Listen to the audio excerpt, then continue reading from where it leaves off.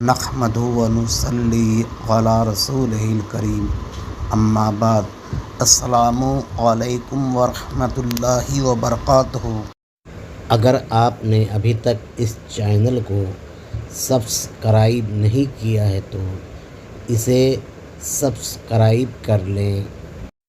مسلمان انبیاء علیہ السلام کا عرس نہیں مناتا ہے، جبکہ اولیاء کرام رضی اللہ عنہم کا مناتا ہے۔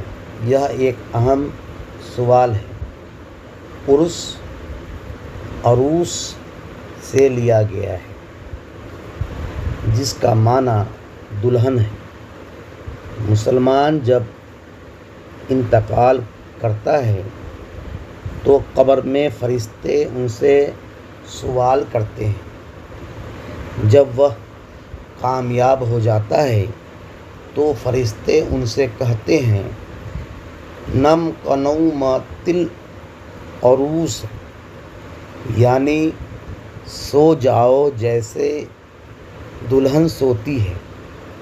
اس وقت کو مسلمان عرس کہتے ہیں۔ ہر سال اس وقت مسلمان عرس مناتا ہے، یعنی اس وقت جمع ہو کر ان کے لیے ایصال ثواب کرتا ہے۔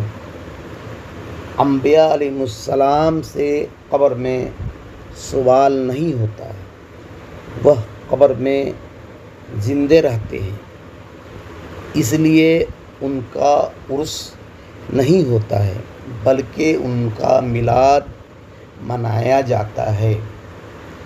عرس کرنا مستحب عمل ہے۔ علماء کرام نے مستحب لکھا ہے، کسی عالم نے اس کی مخالفت نہیں کی ہے سوائے وہابی کے۔ قبر میں عرس ان کا ہوگا جو دنیا میں عرس مناتے ہیں۔ جو دنیا میں عرس کو حرام سمجھتے ہیں، قبر میں ان پر عرس حرام ہوگا۔ تمام مسلمانوں کو عرس رجبی مبارک ہو۔ وآخر دعوانا الحمد للہ رب العالمین۔